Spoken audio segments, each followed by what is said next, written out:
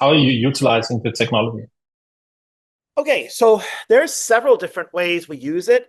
So like for my engineering one, which is our initial introductory engineering class, we start off with something like this, which is the SDG kit.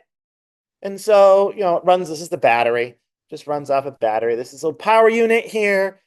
And then this screen here shows you all sorts of, I don't know where the thing is. There we go. Um, Shows you all sorts of measurements you can do: temperature, pressure, light level. And what we're using a lot of right now is this soil moisture tester, because that one, we're doing a national competition called Plant the Moon Challenge. Um, and they gave us lunar soil. So it's like crushed rock.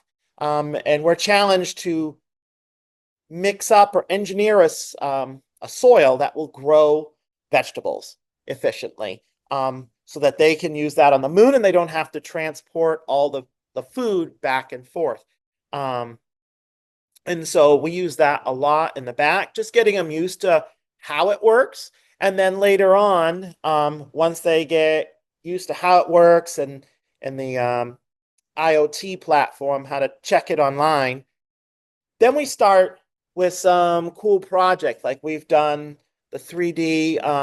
So we have 3D printers here. The kids learn how to use 3D printers. So later on in the year, if they are interested in 3D printers, we put them, if they want, on rockets, right? And so it comes off in pieces. Sorry, this has stuff in it, so I can't open it all the way. But um, the engine goes back here, and they learn how to 3D print it, how to design a rocket using open software, free too, so it's awesome.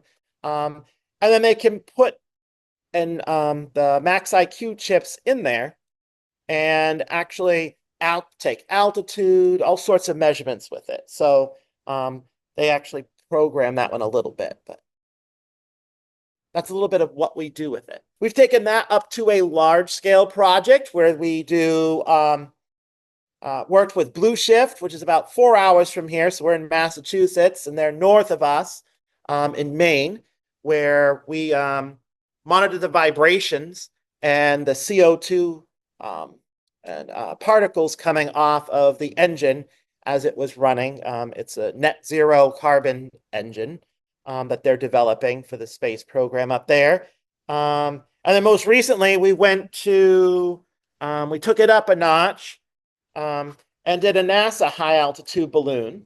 And so this is actually the payload. You can see it's got it's got a lot of dirt, soil on it from when it crashed down, but it's still holding together. Princeton, Cote d'Azur, Parklands from South Africa, Cape Town, and us and several others collaborated on this. The boards are on the inside taking data. And we thought, oh, it'd be a nice little confirmation experiment to see, you know, temperature change, the temperature profile in the atmosphere.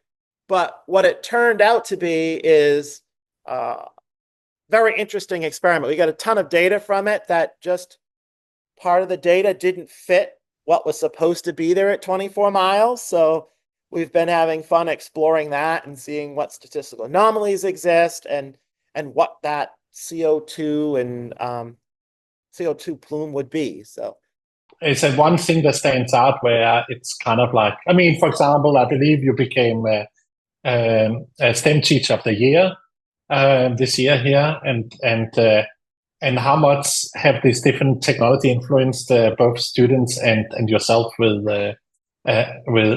this technology here? yeah, well, that's a great question. For me, it's all about the students. I don't When Cody first came to me, I was like, well, I don't know. I don't know much about electronics. I know programming, but I don't know much about electronics. But the chips make it so easy, and they just kind of like pull apart, right? And so the kids can easily put them together. There's no soldering, so it really makes it like a um, low level entry point for the kids to start learning.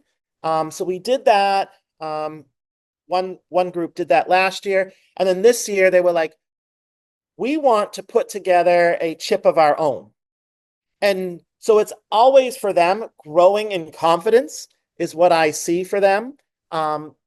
So one group actually worked with you quite well through Zoom and was able to solder, had never soldered before. They learned how to solder, right? They learned how the chips actually worked and communicated and put it together.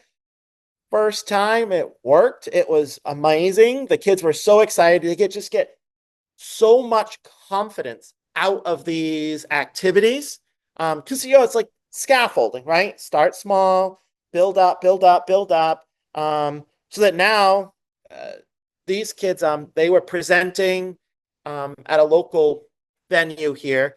And one of the guys who's the head of the National Defense Industry Association came up and he's like, hey, tell me about this. He used to work at NASA, NASA JPL.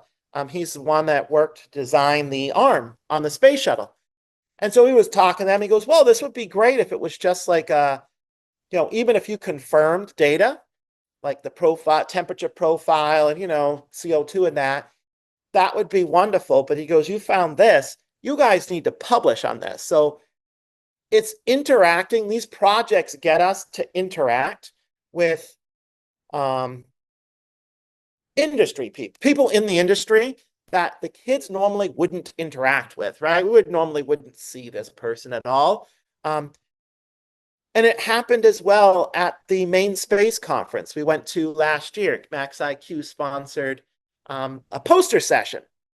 And so we went last year, and that was phenomenal experience. I mean, what the kids took away from that is, wow, people actually want to hear and value our opinion that are in the industry. So I view these like a lot of times in education, we say, oh, these are real world projects. But to me, these are like more than real world projects because, yeah, the kids are working on them like a scientist would in the real world, but it gives them access to people they wouldn't normally talk with or interact with.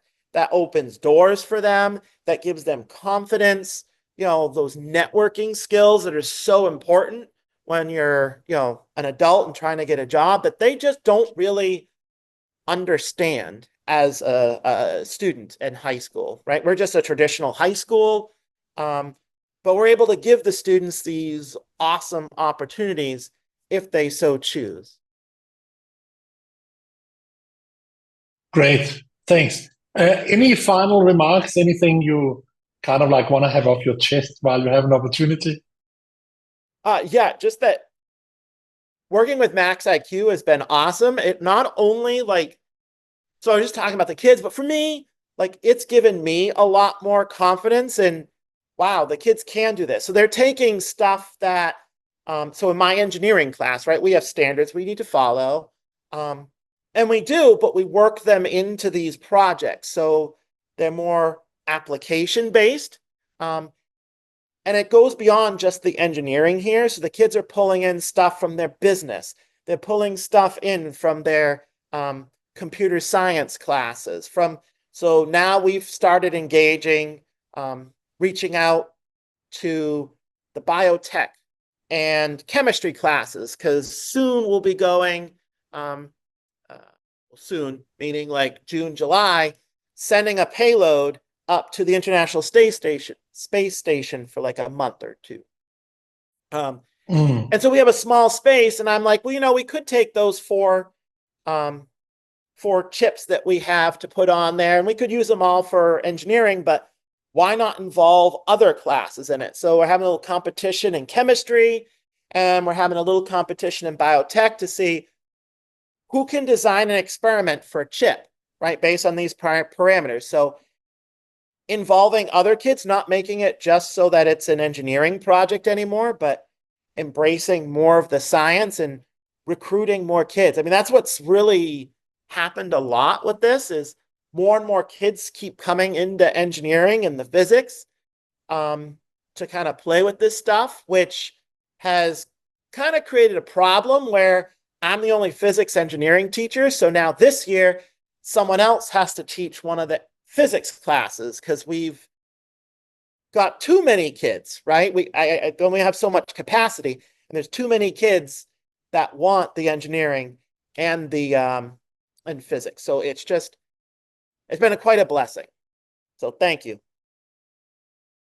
Thank you very much. Thanks, Jim.